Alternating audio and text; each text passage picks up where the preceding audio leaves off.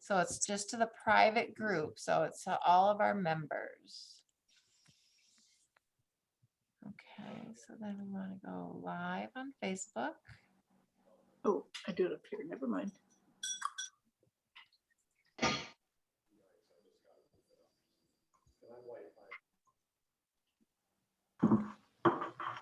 Share to a group.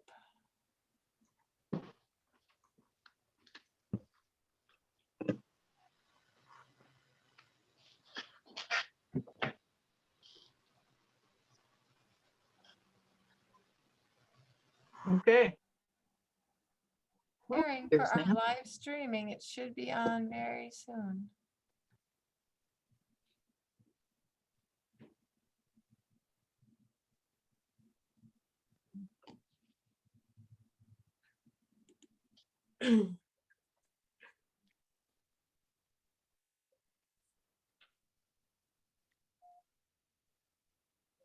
No, Facebook is moving a little slow.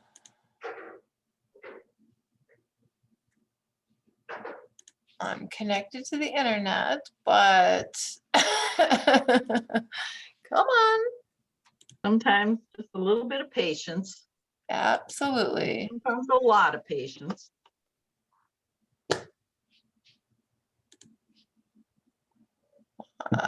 Yeah, we want to go live on Facebook. Let's go, folks. Maybe I'll hit that again. Let's close this. Let's try it one more time.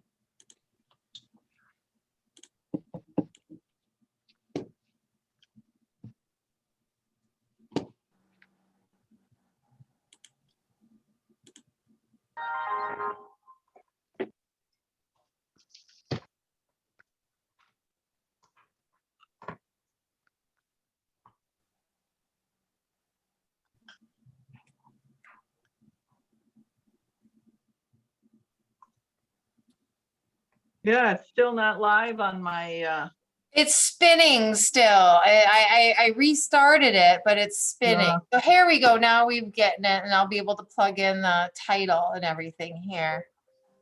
So Madison Holler Vinsky Works.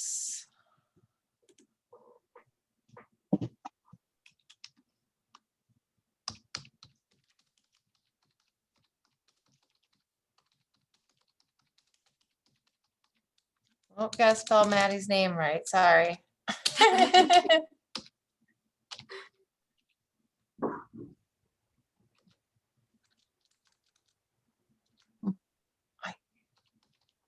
we go. All right, go live.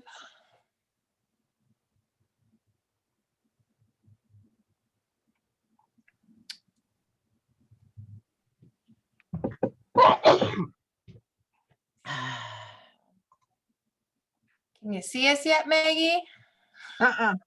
Still keep saying the live video hasn't started. It's coming. There we go. It should be on.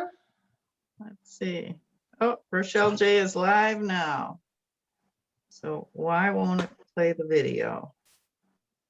That's my question. Says we're live. Well, let's just go ahead. I'll figure this out later. Oops, there's Shelley. I better let her in. Okay. Welcome, everybody. This is the regular monthly meeting of the Upper Midwest Feed Society. And my name is Maggie Thompson. I'm the president this year of the board of directors. And I want to wish everybody a happy spring. We've had 3 absolutely lovely days. And now we're going to get those April showers that bring Wait, us. somebody's listening to Facebook. Regular monthly meeting of the Upper Midwest. Everybody needs to mute themselves, please. Doris and Seward, there you go. Okay, so I just wanted to make a couple of announcements about UMBS. We've instituted PayPal invoices for membership. And our next step along that road is to get the membership interactive on our website. And we're moving towards that, and we should have that done fairly soon. So you can just go on the website, renew your membership, and you'll have 12 months. It won't be January through December. It'll be from whenever you go in and renew. So that'll be, we're thinking that's the way it's going to work. So don't quote me. I think that's the way it's going to work. And then we're also going to get a free YouTube channel up and running. And we're going to put all of last year's videos on there so that everyone can watch them for free. Current year ones, of course, will be just for members. But as the year progresses and then we turn over to a new January, then the old year will be on the free channel. So we want to keep people, get people interested, and you know, see if we can get some more members and become a lot more active nationally and hopefully internationally. The other thing the last thing I want to talk about is our website. And Rochelle and I worked on it yesterday afternoon at Bobby Bead, and our homepage is looking a lot better. So I just want to encourage everybody to just take a peek. I'm not done yet. I got a lot more to do, but you know, I've got Madison front and center under current events and all of her stuff. And then I've got the basic beading live that will be offered in a couple of weeks for Saturday. Is it the 17th, the April 17th, Saturday one? And that's on there. And then I'll also be putting in our May. And then as soon as we get things nailed down for June, I'll add those right on. And as things move up, they'll just drop off the top, and then the new stuff will keep moving up. So that's my plan for the homepage. And if you're looking for anything that used to be on the homepage, I just moved them to other pages and parked them there until I get to them. So bear with me on this. I still haven't figured out all of the nitty gritty on this, but I will, and Rochelle will help me, and we're doing great. So that's my little spiel for tonight. And I'm going to turn everything over to Rochelle, and I will go dark, as they say. So, hi, I'm Rochelle. If you haven't met me before, to all the new members, hello. I am the program coordinator, and so we are also helping to look for more Bead Society members who would like to join me in teaching on Saturday at our Beading Basics Live program. Since we cannot do our library outreach program and we can't do our state fair outreach and many other personal outreach, we are doing our Beading Basics Live one Saturday a month. And then we're also having some other fun things in the summer, like a summer camp workshop, and then later at the end of November, a holiday workshop. And those things will be open to the general public. We're going to be putting them on our public Facebook page because we're trying to get new members involved. And so this is part of your outreach. So if you'd like to teach something at our Saturday workshops to fulfill our nonprofit organization status, and teach and get people excited about beading something, any kind of medium you want is part of our philosophy. So it doesn't matter if it's beads, crochet, wire, art, ink, whatever, it doesn't matter. We want you just creative and the basics of everything. So if you'd like to teach with me one of these Saturdays, please message me or email me, and we'll get you on the roster, because we need members to help share your fabulous skills that I know you've all got and inspire more people to bead. And as far as that goes, we had our challenge, Toho challenge promotion this last month. and we posted on our Facebook page, and all you had to do was comment with a picture of something you made this year, and then your name went in the drawing to win a free Toho Challenge kit. And we're giving away 5 free kits, and that includes shipping. And so I have the names of 5 people that I drew at random from all the people who posted on our posts. And so the 5 winners of the challenge kits are Lynn Johnson Olson is winner number 1. Paulette Mazurek. I'm sorry if I pronounced your name horribly, so please you'll tell me. Maxine Rosenthal, Judy Kryzek, I don't know how you pronounce it, and Linda Jim Courier. Those are our 5 winners for Toho Challenge kits. So you'll have to message me your address so that I can ship you your kits, okay? And so we've got all kinds of fun with our Toho Challenge, and looking forward to adding more of you folks to it. So other than that, I think we should let Madison take over from here, right? Sounds good. Yeah, I can take it from here. Awesome. Okay, so thank you so much for having me. I'm so excited to talk with all of you guys. I'm probably a new face for most of you, but I'm really honored to be here and chat. I hope that this kind of runs like an informal artist talk.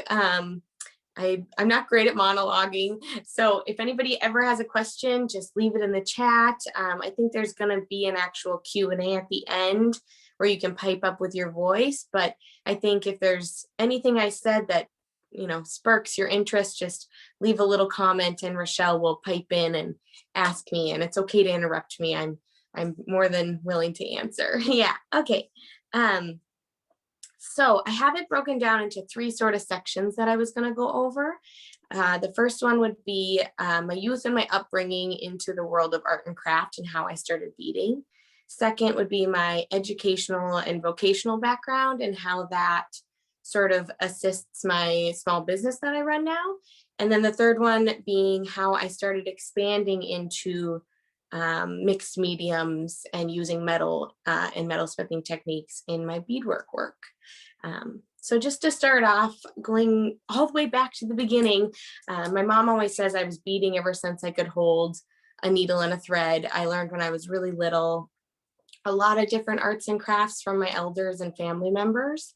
I have a really rich cultural background in my family. On my mother's side, we're mostly Scandinavian, Dutch, with a little bit of Ukrainian. And on my father's side, we're Polish, German, and Anishinaabe Chippewa.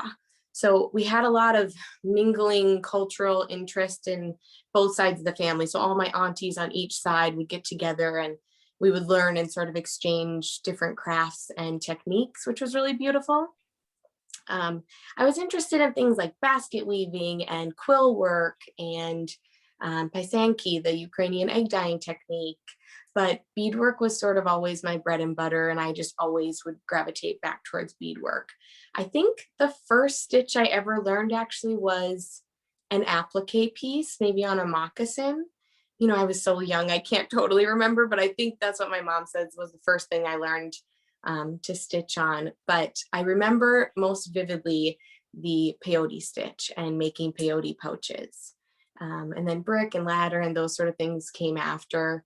And peyote stitch was always, again, my bread and butter a little bit. Now I do a lot of brick and ladder as those sort of like tasseled earrings have become really popular. And that's what I got really interested in, working with pattern making on grids. And so it sort of gravitated that way, but peyote stitch will always have my heart. Yeah, so I think that might be all for my youth section. If anybody has any other questions about my background or heritage or other crafts that I learned, feel free to pipe up there. But next I'm going to jump to my educational background. So heading forward to post high school era, I always thought I had to have a career that had great medical benefits and something upstanding. And I was really lost at that point because my heart was screaming art, get an art degree, get an art degree. But I thought I needed something with better benefits and a like clearer guide 9 to 5 sort of job. So I went to the St. Cloud Technical and Community College, and I started to just take some general courses. I thought about maybe management. I thought about maybe graphic design. I always sort of wanted to be a chef when I was younger, and I even thought about culinary school, but then that even felt too arty and open-ended. But then once achieving gaining my associate arts degree, I was sitting there like, okay, I've done my 2-year degree and I don't know what to do now. And I had to go for it. So I went to St. Cloud State for my Bachelor of Fine Arts at that point. And I didn't know what it was going to lead to. I didn't know what I was going to walk away doing. Would I be a curator? Would I try and make it in fine arts? I had no clue. I was just going to art school because it was calling my name. And I think at that point, I thought I would mostly be doing 2D work. Painting and drawing and printmaking had always been really interesting. And I was already practicing those things in high school. And photography, my father was a photographer, non-professionally, just a hobbyist photographer. But I had been in the darkroom with him my whole life and learning from him. And so I thought that would be more or less where my vocation would lead me towards in higher education. But I ended up really gravitating towards 3D and craft and folk arts. And in fine art school, they kind of told me that wasn't fine art, but I was just pushing it and forcing it until they would accept beadwork and sculptural things and 3D things that gravitated around this craft and folk realm as being acceptable in the fine art societies and avenues. It was kind of a hard sell. I got shot down a lot, but by the time I left school, I feel like I had sort of been accepted as an artist by my peers and my professors. So that felt really good. And yeah, I ended up working with ceramics, and I incorporated those into my beadwork and jewelry and some wall hanging type beaded pieces with ceramics at the time. So it was really good to be exploratory in that time, but it always led back to beads. I was always making jewelry, and I finally got an offer to set up at a pop-up show and sell in person. I hadn't done any sort of sales at art fairs or anything like that. And I got offered kind of a really, really random offer. And it was a great opportunity with the Walker Art Centers. They used to just call it the Jewelry Market, but now it's called the Jewelry and Makers Market, the JAM. And that was my first offer to set up at a place. And it was like a meet cute. It was kismet. The buyer at the time, Willa Wilson, had seen a few people in the shop wearing my jewelry and had asked them.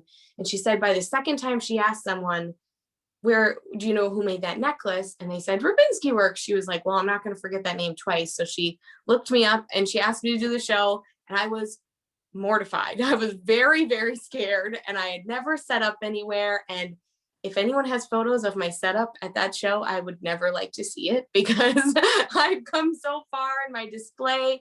I mean, I'm pretty sure I brought in a birch bark log and just like laid my necklaces over which, I probably still would do a little bit, but yeah, it was a growing experience. I just went in head first, and that is such an extraordinary institution and place to be displayed.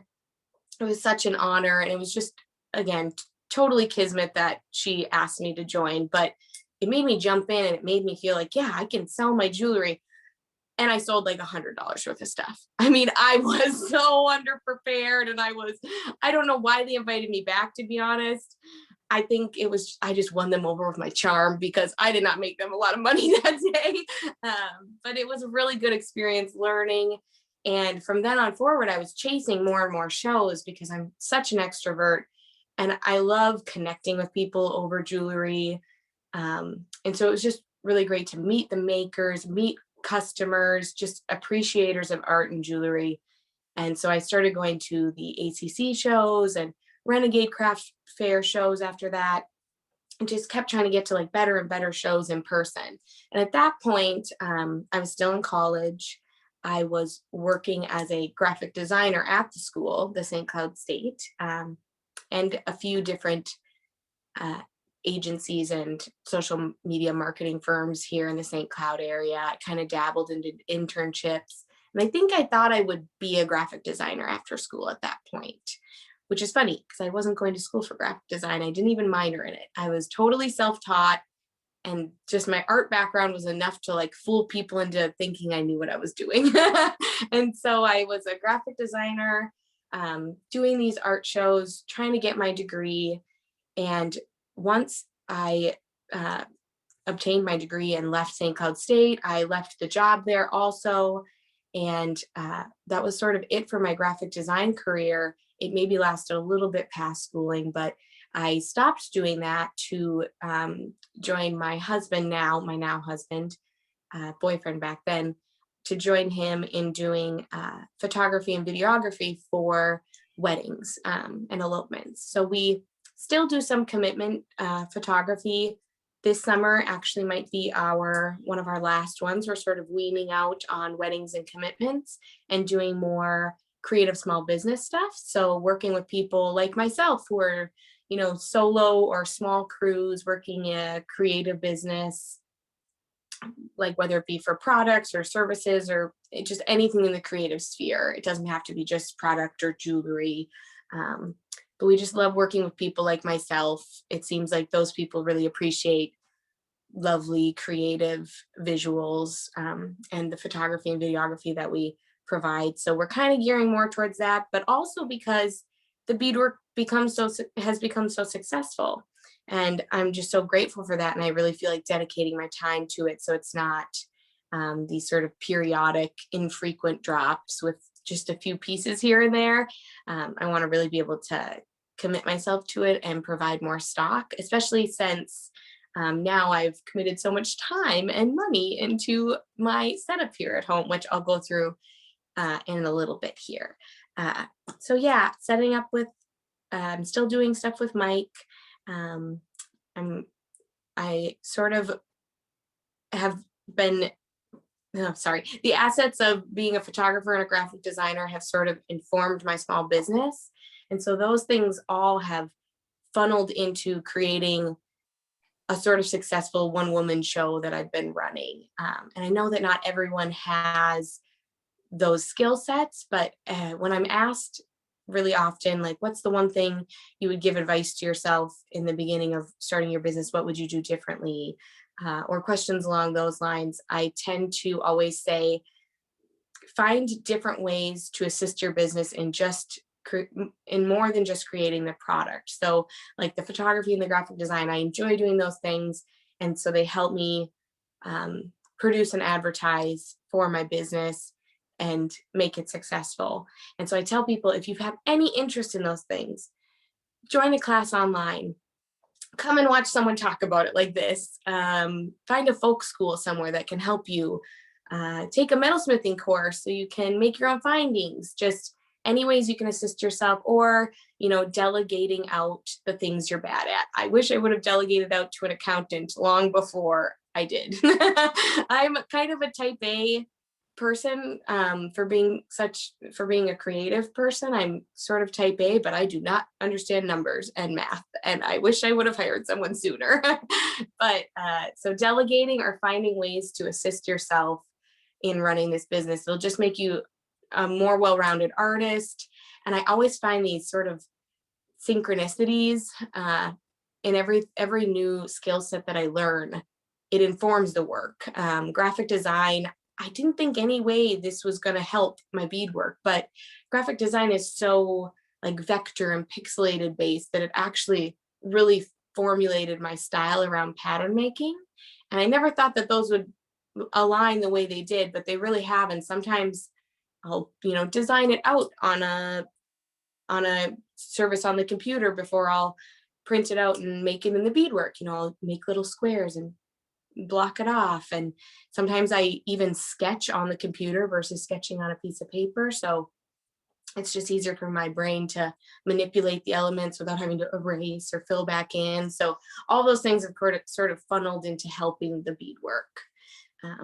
Yeah. And so then moving on to the third portion of expanding my mediums with the metalsmithing components, I always was frustrated with, there are so many findings in the world. There's millions. I mean, Bobby Beat's got a bajillion, but if I wanted a cat face that I wanted to fill in, I couldn't, if I was getting really specific with the metal findings that I wanted, I just couldn't find them online, and I couldn't find them in, silver, gold. You could just find them in brass or something. And so I was frustrated with not being able to find what my brain could see and wanted to create.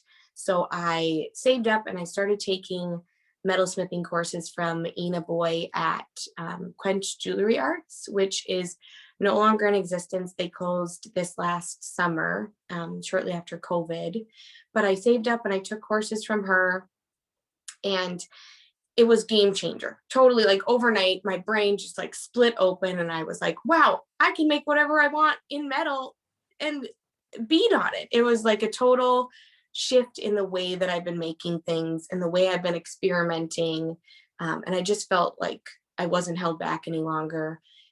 It was down in Minneapolis, and I'm about an hour north. So it was the traveling was the only thing holding me back. And I was going to their open studios on Sundays, and sometimes I couldn't make it. And so there were still like hiccups in the road, but upon them closing this last year, it finally gave me sort of the kick in the pants to set up my stuff at home here and start to do the metals at home, which I set up in my garage last summer, just like a really simple metalsmithing and solder studio table. And now I've moved it in my house once I got proper ventilation machinery. And so now I'm doing it in my house. Once it got cold, I couldn't do it in the garage anymore. And so I've been doing it here in my house, and it's just so nice to not have to set aside the time and be creative when I was in the open studio hours. It's like, 10 o'clock, I'm a night owl, and I'll be like, oh, this is a good idea. And I'll run down here and I can sit in the studio and make something. And it's just at my fingertips. And so that's why this year I've really leaned into the metalsmithing components and making different designs and the convertibility of the jewelry, and like challenge kind of like what makes an earring, and all those sort of questions that my current work sort of explores. And I guess I can show photos now because I feel like I was talking about it enough, and you can see what I'm talking about here. Share content, photos.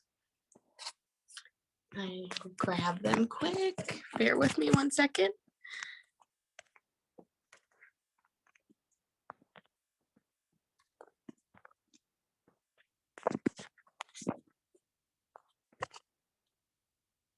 Okay, can someone tell me if they can see this?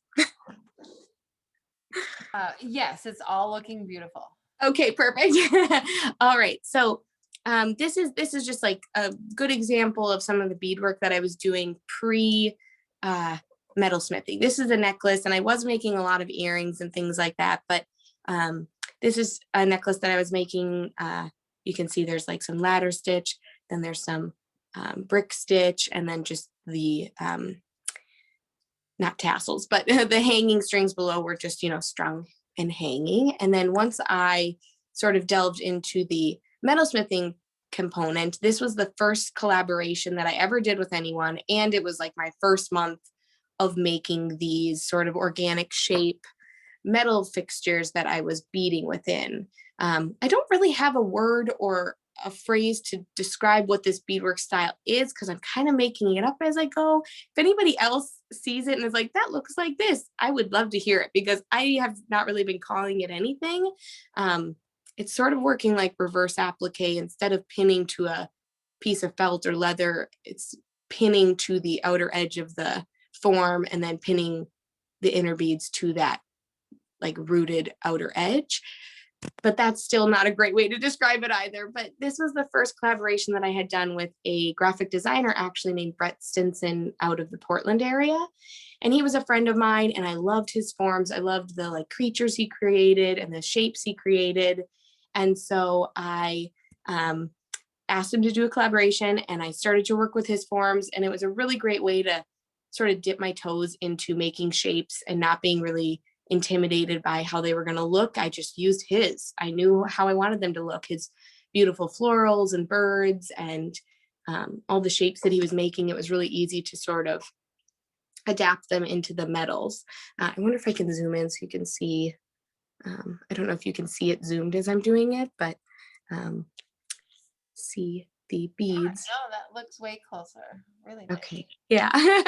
And I'll go to the next one. And this is sort of my my own adaptation of doing these forms. I have a lot of quilters in my family, and we all have been really interested in quilting, and that's always really inspired me. And so I did a quilt collection back in December, and these were my interpretation of the double wedding ring quilt block. And so I made these earrings.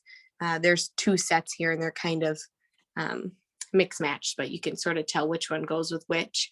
And so this one was obviously making the metal structure, soldering these forms together, and then filling with beads. And I've done a few, let's see here, there it goes, wall hangings also. And this was for a botany collection I did last fall. I just really wanted to make some florals, get back to my Scandinavian roots. And so this was a wall hanging that was about, I'd say 7 by 7 inches, maybe 8 by 8 inches. It was actually on the cover of a magazine recently. Rochelle wanted me to plug that magazine that I was featured on.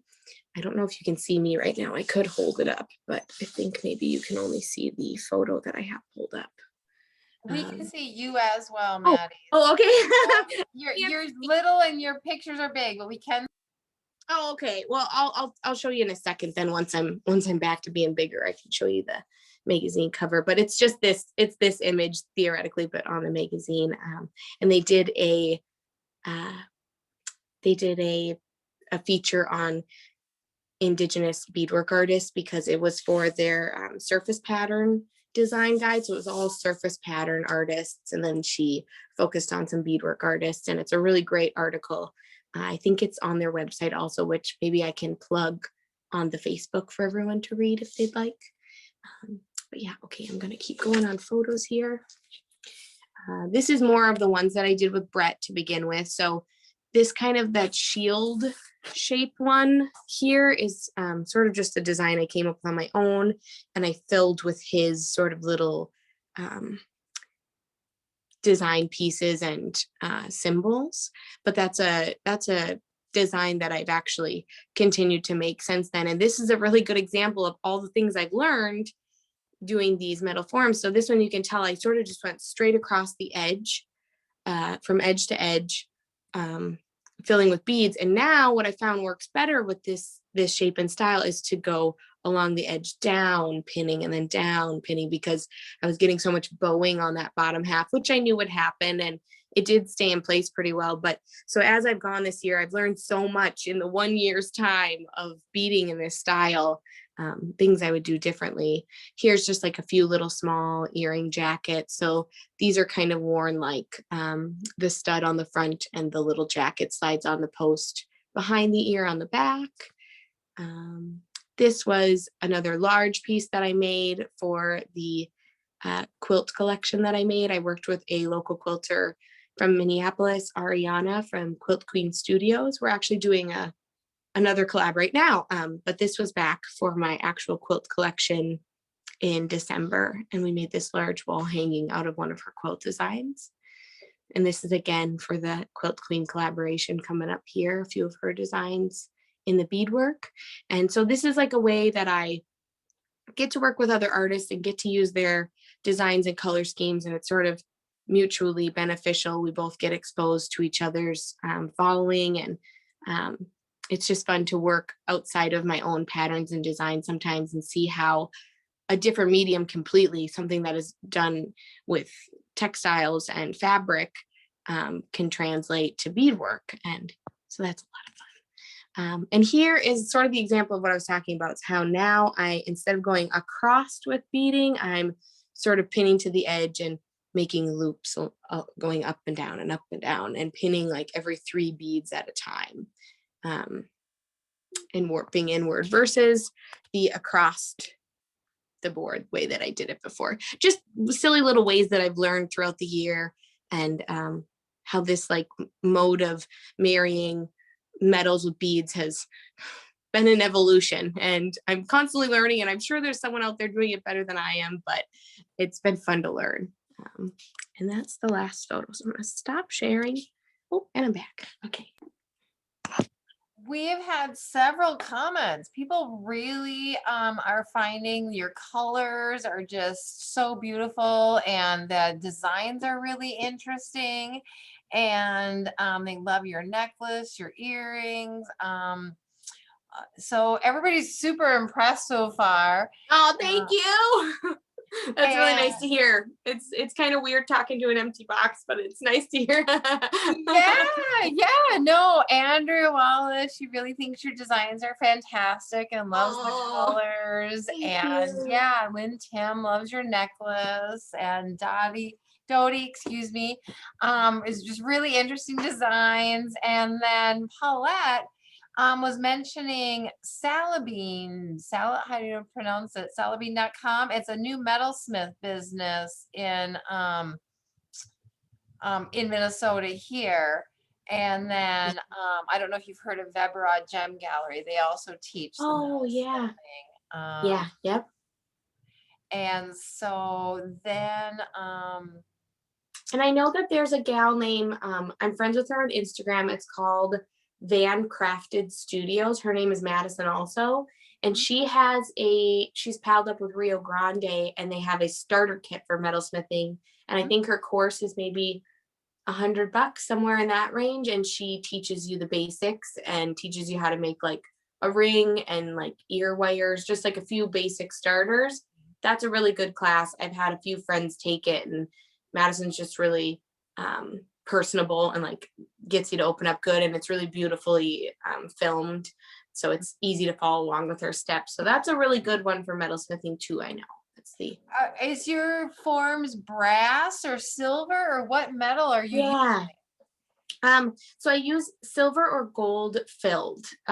For a while I was casting and having the casted pieces plated, but I found that the plating, it wore off too quickly for my liking. So brass would, obviously oxidize very quickly and turn your ear colors and things like that. So I did brass for the first year just to learn. It's really easy to solder. It's cheap as heck. Like, it's very cheap.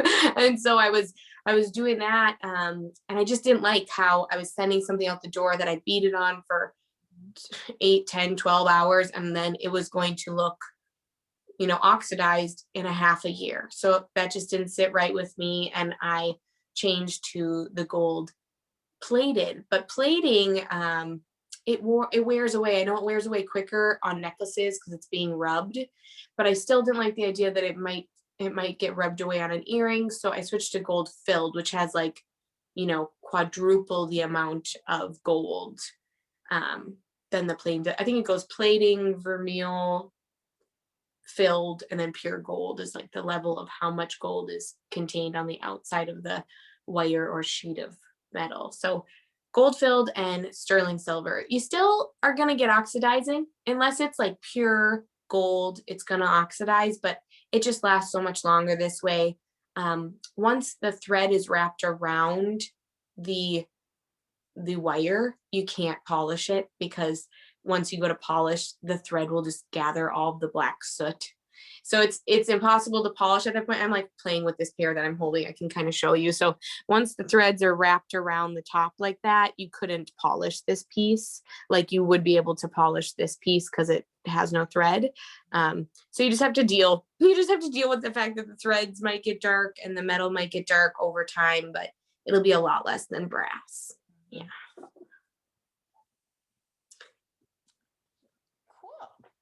Well, show us some more of your stuff. Oh my God. Oh, okay. You're just holding. feel like That I looks should have really, been- really cool. It looked three-dimensional and all. Yeah, I should have been wearing, I was holding this pair, like, why didn't I put these on? I guess I could put them on. This is a new design.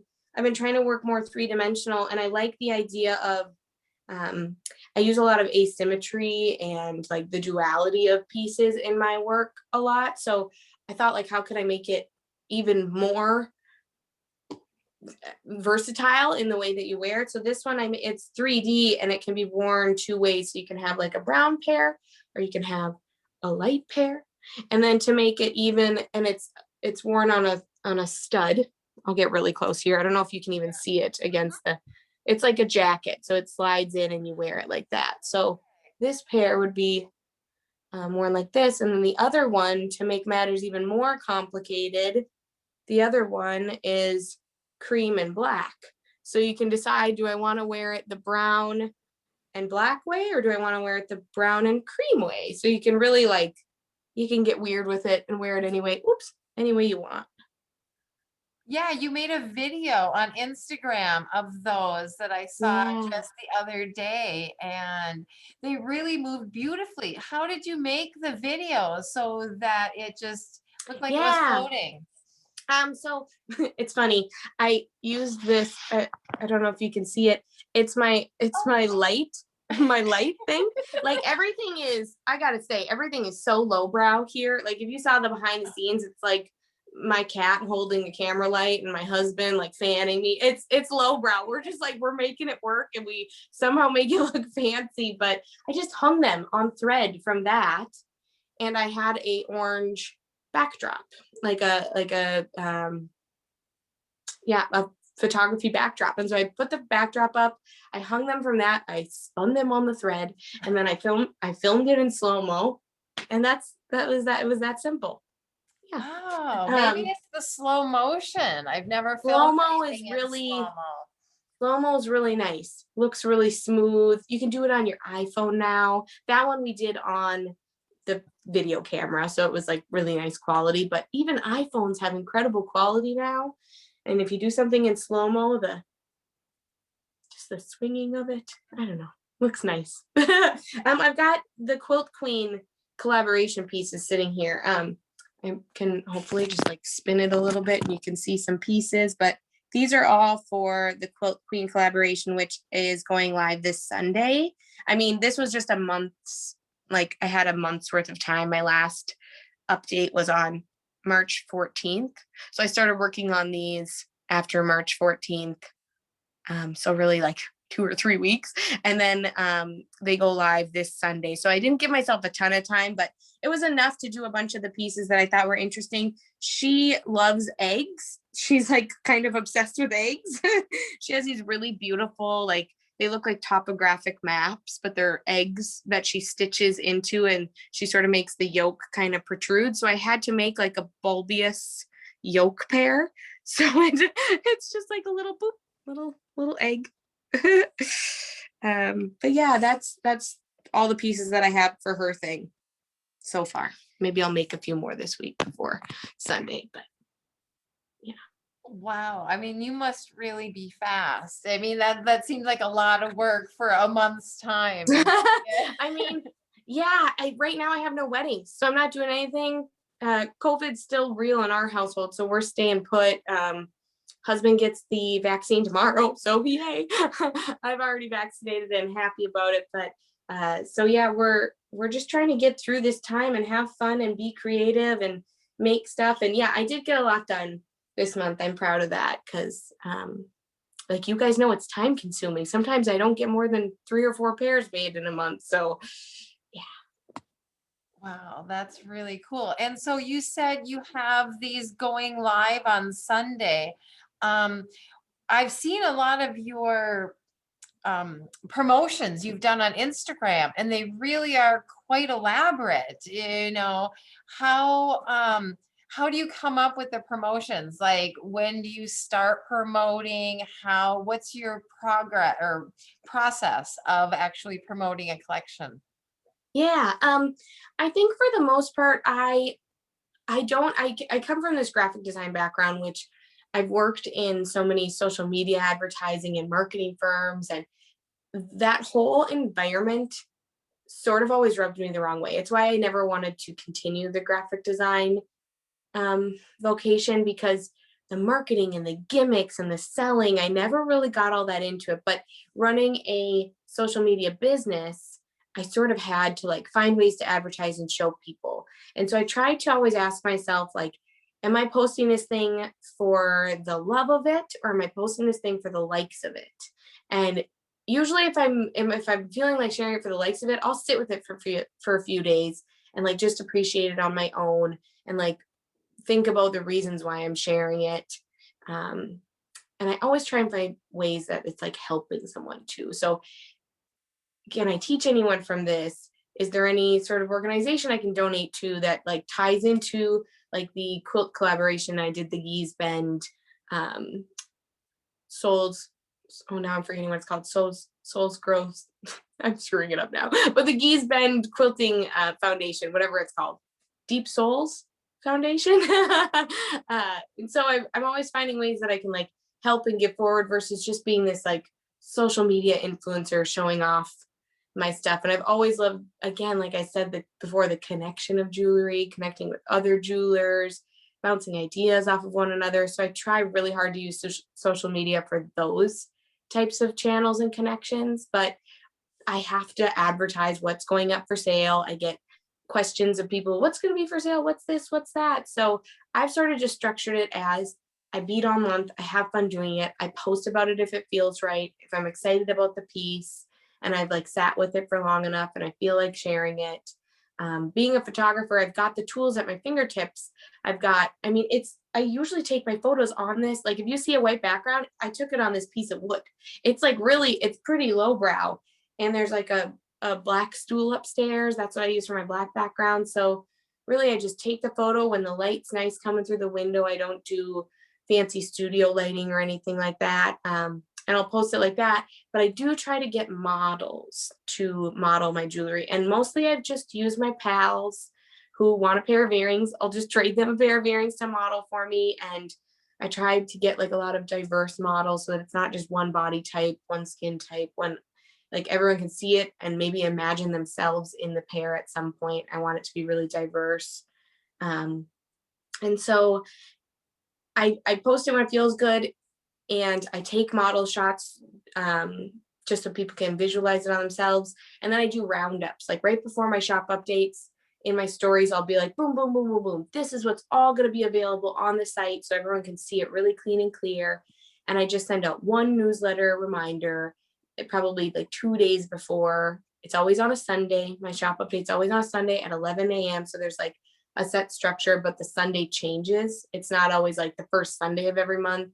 It's just when it's good. I'm hoping that those things become more routine because I know people love routine and schedules when they're following. So once wedding season this year is over and we aren't booking as many weddings moving forward, I can have a better set routine for people to tune in and know that it'll be like the first Sunday of every month and it goes up and what's available is available.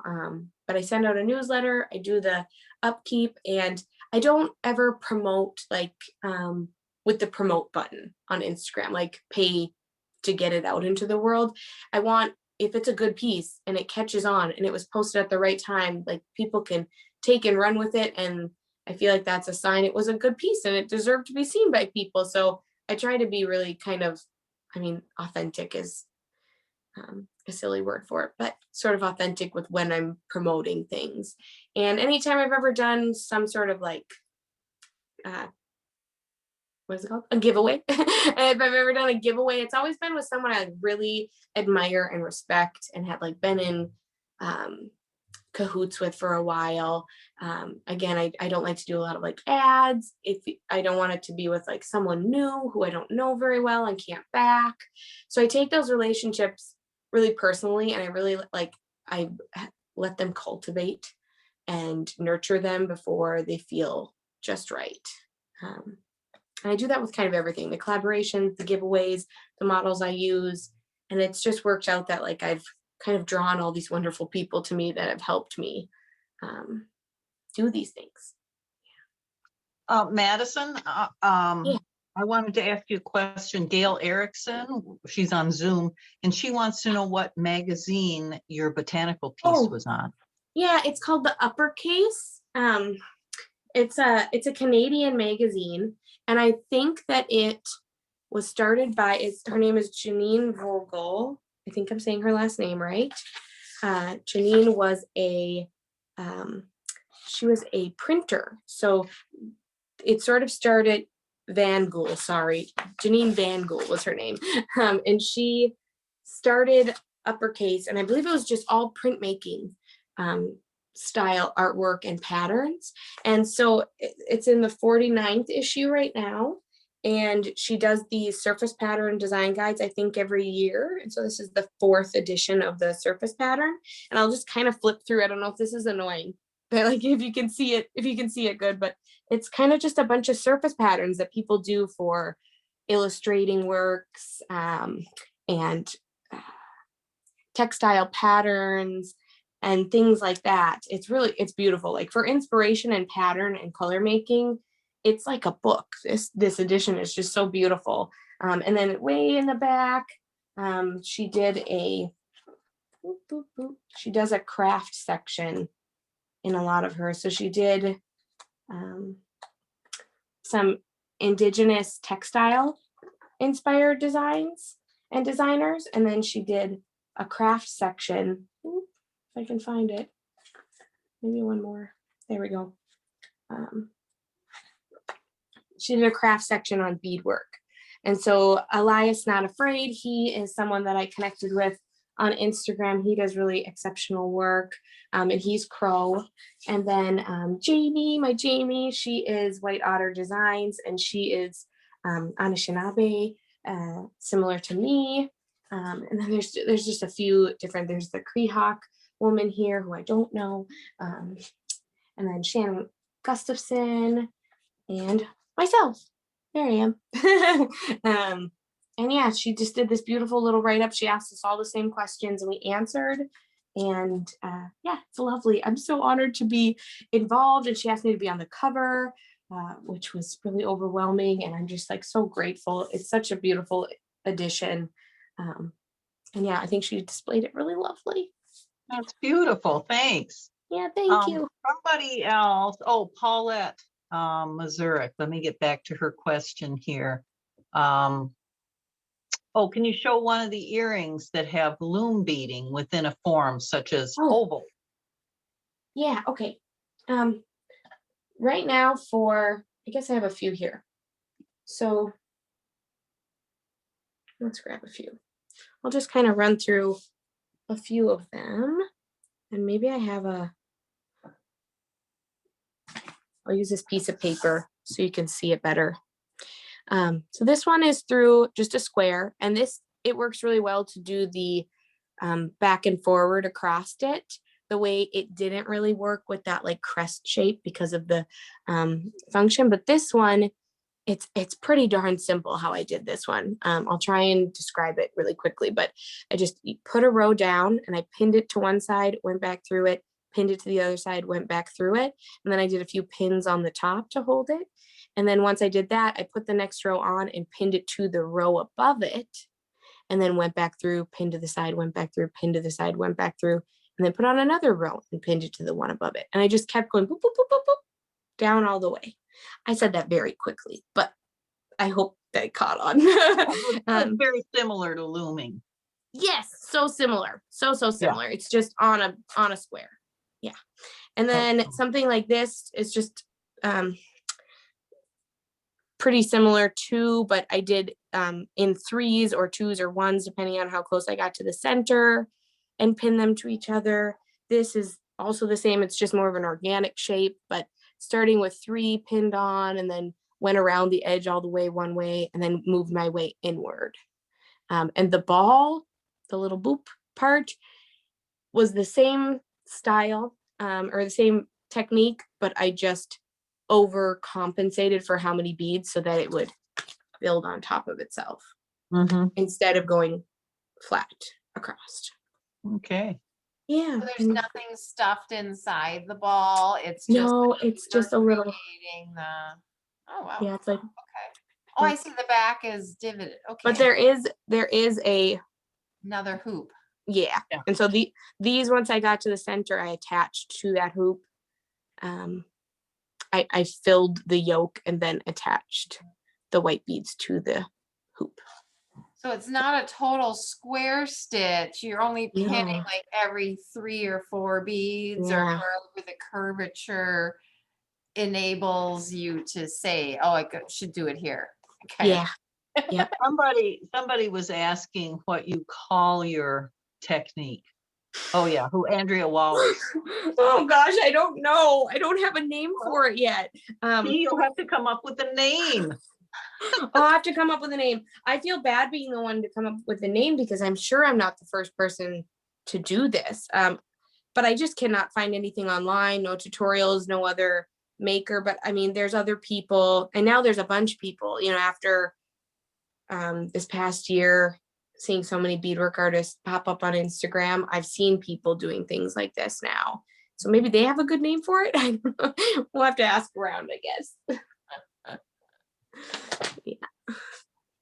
Well, we do also have, Marcia thinks that authentic is not a silly word at all for you. Okay.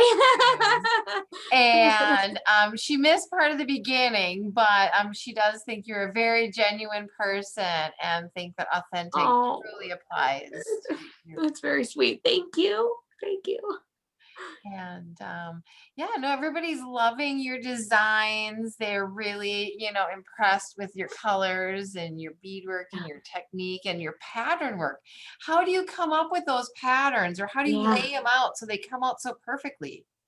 So for people hate this answer whenever I give it, but I work really intuitively. I kind of, my mother always, when she was quilting, she would just like do one block wrong, like totally not the right color. And I think that like led me into my like asymmetry love and like duality of things and the like whoopsie daisy components. I like love it when there's just one bead that's wrong in a piece. And so I try really hard not to make things absolutely perfect and lean into the serendipity of it. And I feel like every once in a while, I'll just like surprise myself with how something turned out and how things just like fall into place sometimes. So when I'm making patterns, I'll show you my notebook. I have plenty of notebooks that I sit and I sketch in. I just have like little field notes, little grids, and I will sketch in them a little bit and I'll like get started. But a lot of the times, like even with these ferns, I'll get started and halfway through I'll be like, I know what I'm doing, and I'll put it away. So I don't, just to see if a shape will fit in something, like, oh, will that flower fit in a 10 wide? I'll sketch it out like that, and then I spill water on it and it, but yeah, I try really hard not to. It a little bit takes the joy and the love out of it for me when I'm like looking and then looking and I like to just like be with the beads and do it as I go. But people hate that answer because then they're like, you don't have patterns for it? Like you, I would love to like make patterns and give them off to people because I know there are people who love patterns. And my A-type brain does love patterns in some things like knitting and quilt making, things I'm less versed in. I do love patterns. Like I stick with the guides. But maybe this is just like more intuition after a while for me. But I will sketch things out to make sure that they fit if they're like really specific. And a lot of my stuff is abstract. If you really zoom in, there's errors there. Like they are not all perfect. And I kind of lean into that and kind of love that about it. But well, yeah, maybe that's your next iteration, is you have to come up with a name for this technique. And then you need to learn how to put it on paper, put it into a pattern, and teach other people how to do it. I think I'm going to try and teach a class at some point here when my wedding season is done. So you guys will be my first testers of my pattern making and teaching techniques. Cool. Well, we are looking forward to the Saturday that you do have open and available. And even if it's October, November, we're willing to wait, so. It will be so exciting. I haven't taught in a really long time. I used to teach Pysanky classes, the Ukrainian egg dyeing. I would teach classes here and there on that, and like book binding and paper making and a few things way back in the day, but I haven't taught a beadwork class ever. So I think it's time. Paulette wants you to do a freeform class. Let me check and make sure I got that phrasing right. Oh yeah, she says a freeform class. Yeah. Yeah. Goes over how to set up a design. So there you go. Oh, I like that. Yeah. Idea. That sounds like fun. Yeah, I like that.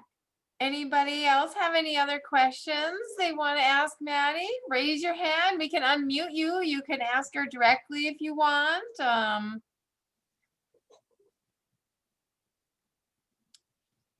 It's hard to see everybody, so you're more than welcome to. But so where you just finished your quilt, where are you going next? What's the next inspiration you're working on? Oh, okay. So I haven't told anyone this, so maybe you guys can be the first. I'm doing this quilt clean collection. It's about to drop. And then I got some ideas brewing in my head that I just have to get out, but I might make those wait because I'm working with a milliner in Minneapolis. Her name's Selena Kane. And she makes hats. She's a milliner who makes hats. And she's made me 3 hats, and I'm doing some, for the first time since I was little, I'm doing some applique embroidery on the hats and making some peyote beaded hat bands and some little pins that you can attach to the hat. So some like metal freeform pins. And we're releasing it on midsummer. And so we're calling it Bead Summer. And so it's kind of going to be midsummer themed too, like florals and like really scanty, airy, like light tones and things. So we're sticking with the theme of midsummer all the way through. So hopefully that's exciting to anyone. Cool. Hannah What Rossner's on colors are you Facebook. using? Like, how do you get your colors? Where do they come from? You know, I've been looking at some of these old Scandinavian quilt and embroidery books. And so I was just like grabbing from that a lot of the like, and like even on ceramics, they had a lot of the like white porcelain with blue China paint washed ceramics. So we're kind of following a little bit of those themes and really like folky, crafty, Scandinavian style florals. And yeah, it's going to be airy and bright and beautiful, and which will be a fun shift because Ariana's work is beautiful and bright, but it's kind of got that like macabre darkness to it too. So it's a good shift for spring, I think. Hannah Rosner from, she's on Facebook. She's been watching you and she says, "Thank you, Maddie. It was a pleasure meeting you." Nice. And Hannah Good to will be meet doing you. our Saturday Beating Basics Live. And Oh, she, awesome. didn't she present last month or was it It was February? February. Marsha was January. Yep. And Okay. February. And then Cliff was last month. Okay. And Marsha also wants to point out that you're perfectly in gradation with your pillows behind you. All of I know. it goes I was from the like, I gold to blend the in. greens to the red. It's just a perfect gradation. It's my colors. It's totally my colors, I guess. Paulette wants to know if you have an email newsletter. I think she's interested in getting that. Yeah, so my newsletters only ever update on, right before the shop update, and it will say, something along the lines of this was a collaboration with so-and-so, or this collection is about this. So it just gives a really short excerpt about it. They're not over strenuous to read or anything, and they only come a few days before the shop update. So like maybe 5 or 6 a year. There's not a ton of them. So if you go to my website, the Rubinski, or www.rubinskiworks, RUBINSKIWORKS.com/FAQ. It's at the bottom of the facts page. It'll say, gift yourself newsletter from Rubinski Works or something like that. And you can join it through there. Cool. Any Okay. questions? We got all, we've got her at your fingertips. So what's your fastest selling collection was what? 20 minutes you sold the whole collection in? Oh, I don't know. I think it was like the quickest one was like 2 minutes. I It know. was like 10 pieces in like 2 minutes, and I think they're all bots. I don't think people are really buying these. I think it's just like someone's got a bot set up. No, I'm kidding. But I'm so honored that people are like there when it drops. Like the fact that anyone is sitting and waiting for it to open. I've just like tapped into this incredible supportive group of people who want to see it. My husband always says people's hands never move faster than when they think something's going to sell out. And so we have this joke that they're just adrenaline junkies and they're just like chasing the next. But I can't believe people are waiting around to buy it. It's just so wonderful. It's sort of a result of like there only being one of me and I can only make, every month so many pieces. So, I mean, just my family and friends alone could buy these amount of pieces out. So any following I've gotten from there forward I just feel like I'm letting people down a lot, but I'm just grateful that they wait around. I mean, it's awesome. And so you're really only making one of everything, or do you do any duplicates? Sometimes I do duplicates. I really, really love one of a kind. Like I love the fact that something that's yours and it's like precious and can be cherished by you and you alone. I love the idea of that. But like the eggs, I've made multiple of the eggs for the collab. When I did the collab with Brett, I made so many fish. I probably made like 20 pairs of those fish because people loved the fish so much. They were like a 3-hinged fish. So when you wore them, they like wiggled like a fish.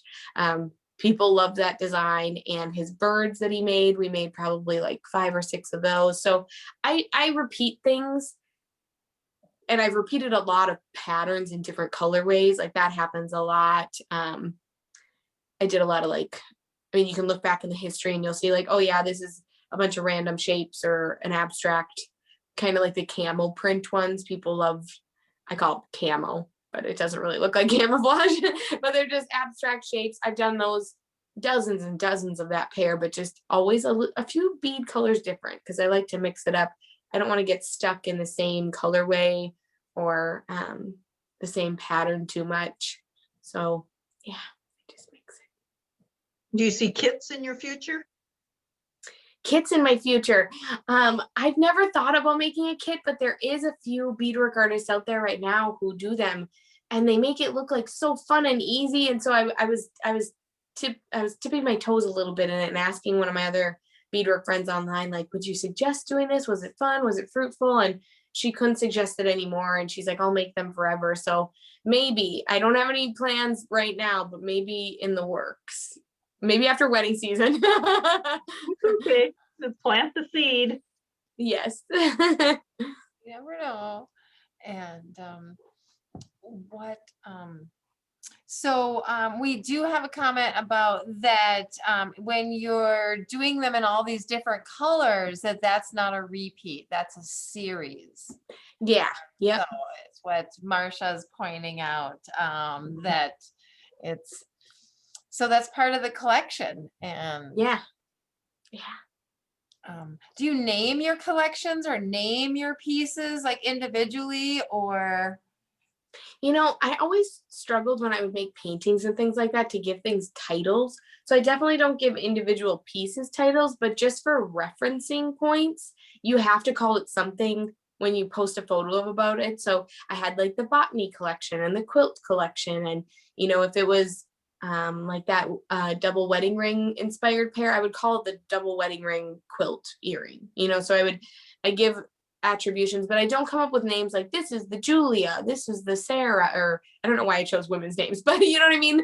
I don't name it like by a name or by like a specific, if it looks like a plant, I'll name it like that specific plant. I try to make it kind of easy, but I have some friends who give their pairs of earrings names, like astrology style names, or have a theme of the way they name things. And I just kind of go with what it looks like a little bit. So these I would just call the Quilt Queen duotone chandelier pair. Like that's what it'll probably be called online because it's like a descriptor. Yeah. And so how do you come up with pricing for your jewelry? Because if they're all one of a kinds, then it's not really easy to relate, oh, well, this style is always this price or this price. How do you come up with that?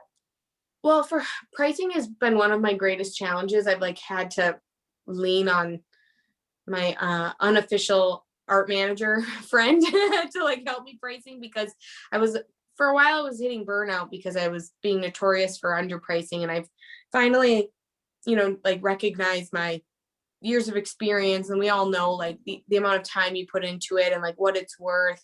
Sometimes people look at small weaved beaded things, and they're like, how could it possibly cost that much? But we all know how long these things take and the time you dedicate to it. And just to sustain the business, if I want to go further into it, I had to eventually get to a price that I was comfortable in. And so I do have it broken down by like, I need to make this much per hour for myself. And I've got a nice little spreadsheet of the exact cost, which gold and silver just keeps like climbing. But so I have to adapt it every time a price goes up for something, it has to be adapted. But I've gotten a really good system of I need to make this much.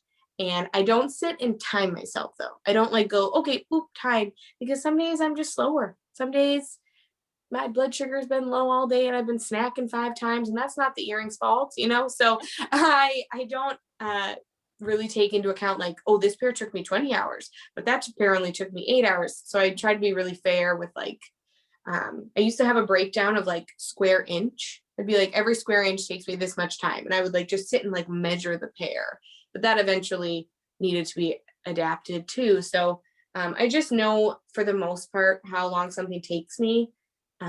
With earrings like this, it's really easy because I've just made so many, you know, just tassel style earrings in this form, and like this metal topper, I make so many at once and I know how many I can make per hour. But then when it comes to new designs like this, or the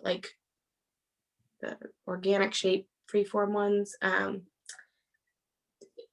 get quicker and quicker as I do them too, because it's a totally new style that I'm beading. Like those first Brett pieces, I probably overcharged, honestly, because they took me so long.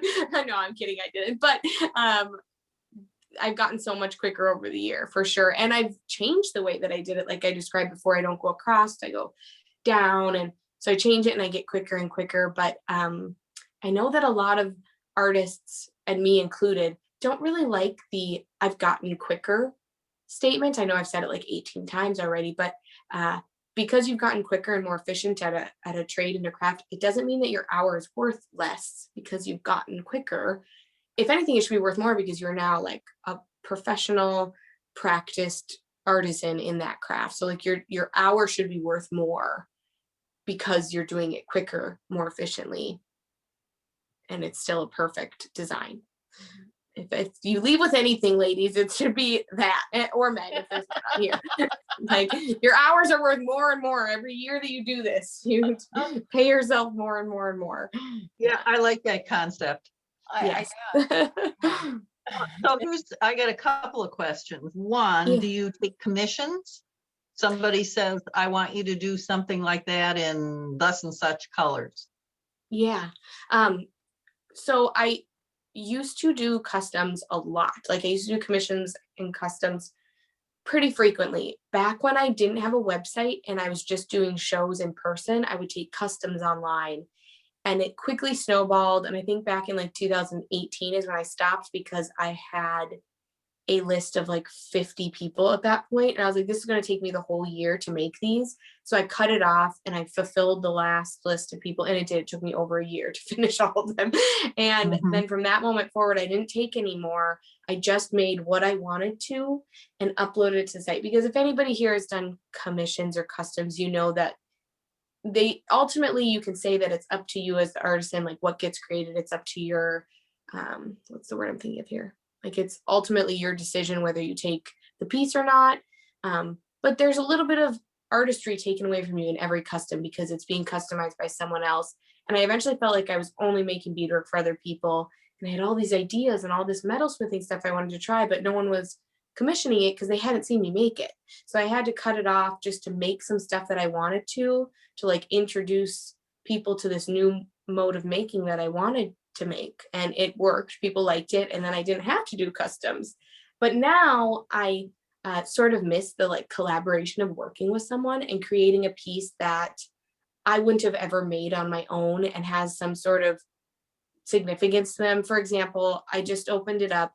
Literally my last shop update 1 month ago, I put a custom voucher on my website. So you can purchase a custom voucher. And if you get one, I put so many up, and if you get one and get it in your cart and get it paid for, you get the custom voucher, and it opens up for me and you to start corresponding together and working on the piece. And the ones that I did this last month were so beautiful and so special. I would have never been able to make those pieces by myself.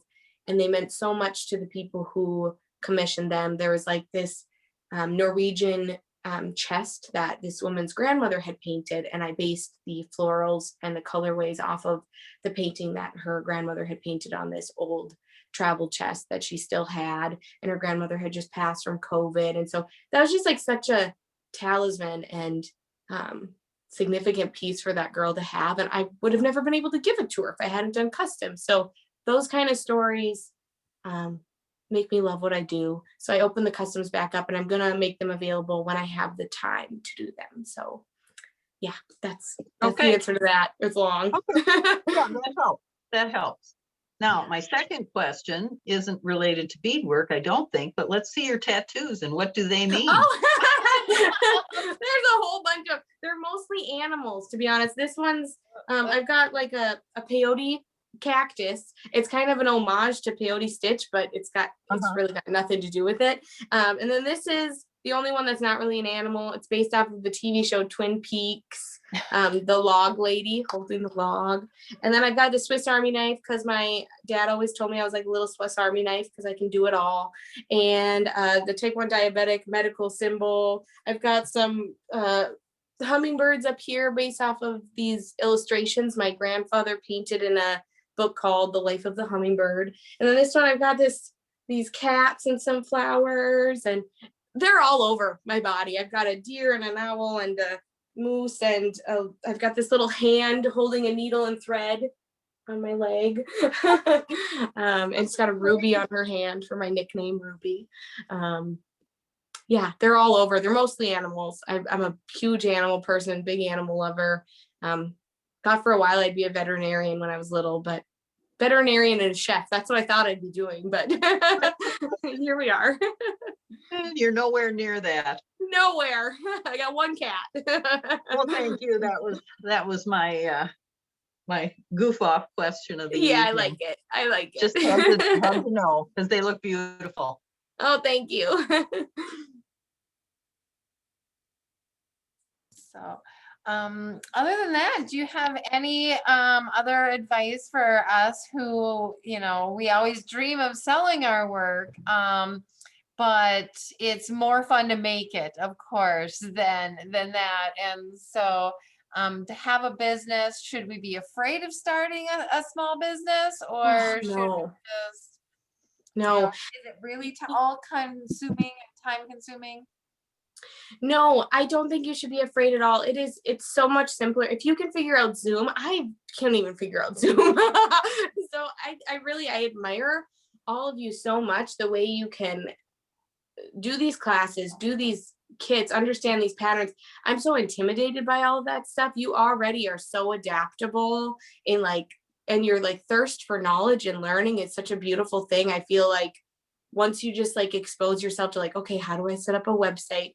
It's as easy as Zoom. I will say it again. It is so easy. I used to design websites from scratch with code, and now they've got Squarespace, which is the one I use, and I would suggest it's the most user-friendly, and Wix and WordPress and all these other site template making websites, and they're cheap. They're cheaper than Etsy, and Etsy takes a lot of cuts now. So and it's just better to be your own business runner with the shipping. You can really customize everything really slick.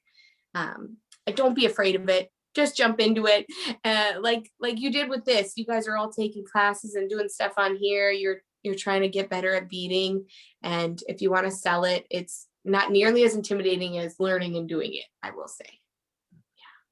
I as an Etsy shop owner, I will agree with you that Etsy's percentages keep going up and up. And I do have a domain name, and I'm to the point now where I'm about ready to just slide over to Square with my domain name. I mean, I'd love to do a class. If anyone was actually interested, I'd do a class on how to set up your Squarespace day one, how to get into it, because it's so much easier than it looks. And people still hire me to do it for them, and I'm like, this is so easy. Why are you hiring me to some of my pals who can't figure it out? Well, it's maybe that's easy. A Saturday thing we should do. I mean, I think there you go. Really informative because I have used Square. We, do our shows that way, even for Bobby Bead. We run our business through Square. Yeah. So, but to use it now that they enable you to have it as a web platform is really artist friendly, sounds like. Yeah, it is. Yeah. So yeah, don't be afraid. Do it. I'll be your first follow, like, order. I'll cheer you all on. And yeah, I'm always available too on my social medias. Ask me any questions. I've got like materials highlights and facts on my Instagram. I'm mostly an Instagram user. I know there's a lot of Facebook users, but Instagram's just like so friendly with the stories and the storage. It's just the one that I've decided to figure out. And so I'm really active on there, and I'm always willing to take messages on there if anyone's like, I can't figure this out, or how would you do this? I've got tips in some of my highlights, but if you don't see the tip or question, I'm more than happy. Yeah. That's good to know. Thank you. Yeah. Yeah. Anybody else have questions? You've got, people that we've keep got quite a thanking you and few really people. think it's been delight and informative, and so. But I feel like we're the only one asking questions. So let's see. That's okay. Yeah. Well, if Well, everybody. what kind of beads do you use? Is Oh, a question from Paulette. Yeah, so I mostly cylinders. I got a little bit into the rounds world because I thought maybe it would work better in these frames that I was building, but I went back to cylinders. I love them so much. So the Toho, the Aiko 11/0 size, and then Mayuki Delicas, but I'm such a Toho girl because I was working in the tassels so much, and the precision cut, just like they lay so much smoother. Like I'm sure anyone working with them knows, over the Mayukis. There's like a good example here. I could show it to you. Like this pink, they don't have a very good pink in Toho Aiko. Makes me very sad. They got rid of that. Working. There's a rumor I just heard from Toho at the meeting last week with Ewell, the president. They're working on 20 new pinks. I'm very Toho. happy. You know And how much I every love one pink, of them Rochelle. is stable and won't fade. Oh my So gosh. that's part of the secret news of hopefully what will be available next year is I think pink. you had to hold me as I cried when they canceled the last opaque peach color. So this is Toho Aiko. Oh, now I wrote down notes on there, but this is Toho Aiko and this is Mayuki. So you can just tell there's like gaps and there's warping. It just does not lay as flat, in my opinion. In almost anything, it never lays quite totally And then flat. what thread are you using? I'm 1G all the way. 1G with beeswax as like a stabilizer or strengthener. Almost all the time. I was a Fireline girl for a while there, and you told me about 1G, I think, Rochelle. Mm-hmm. Yeah. And then now it works good for you? Yeah, tried and true. I think it does work the best on these little frames too. It's got the right, and I think that made a big difference with the tassels laying really straight too. People are always like, how do you get your tassels so straight? I'm like, it's Toho Aiko and 1G thread is like the secret ingredient. And just like learning your tension. And I see a lot of people like going down their channel of the tassel and like letting it get twisted as they do it. And I'm like, no, you got to get it really even. And that's my only like tips or secrets behind the tassels laying really even. But I see a lot of people posting photos of their work and it's like bling! And then they're like, how do you do it? And you're just using the wrong thread. And thread has memory. We all know that. Just keeping them stored nicely. If you throw it in your purse, it's going to come out looking like an octopus legs. Yeah, I think we all know that though, right? Well, sometimes we forget and leave it in the bathroom on the shelf, and we have to remind ourselves to be nicer. We spent a lot of time making it, so hang it up on the hook when you get home. Yes. It says that Rochelle tells everyone about 1G. Nice. Oh, I can't help it. I love it. I love it. And we are trying to get them to make some more colors. So we know that's an issue. Nice. So if you have any color recommendations of what 1G is missing, please let me know that. And we will try to come up with another 10 color palette. So Lovely. Lovely. other than that, so we are looking forward to, yeah, whenever you can get us your Saturday. We do have Yeah. several people who would love to know about how to set up your Squarespace. So we might have to have you more than one Saturday. Yeah. That's okay. I'm happy to. Yeah. Whatever, if there's any other business type thing I can help with, I'm happy. Regardless of beadwork or not, I'd be happy to teach a class or help with any business stuff. If we want to do like a start to finish, how to set up your business, what things I think are important, I'd be like, learn how to use a camera, get a logo, and set up social media. Those are like my top 3. Figure those out, and then a website. That's good advice. And so we really appreciate you sharing all your knowledge, and your background is just amazing. So I really appreciate you sharing it with us. Thank you so much. Thank you for having me. It was a lot of fun. I was really nervous. I don't know if you could tell, but I don't do a lot of these, and there's a lot of people here, but it was so nice to meet you all. And I'll be back. I'll be back soon, I hope. Yay! I hope so. We really enjoyed you. Thanks, Madison. Thank you so much. Applause is right. Really enjoyed this. I think your work is just beautiful. Awesome. Thank you. Very unique. Thank you. Thank you. Well, then we Thanks, are Madison. time. And so if anybody has one final question or anything, we're going to post stuff. This video will be on the Facebook page, so you could watch it again. Otherwise, we will be having a permanent YouTube page eventually for our private things. So you'll be able to watch them on YouTube as well. We're really, listening to try to get everybody coordinated well for our following year. So. Cool. Awesome. Awesome. All right. Well, Thanks for everything, Rochelle. Thank you, You're a great host. everybody. It was good to see everybody. Don't be a stranger. Thanks. Bye. It was good Bye. to see everybody. Bye. Bye.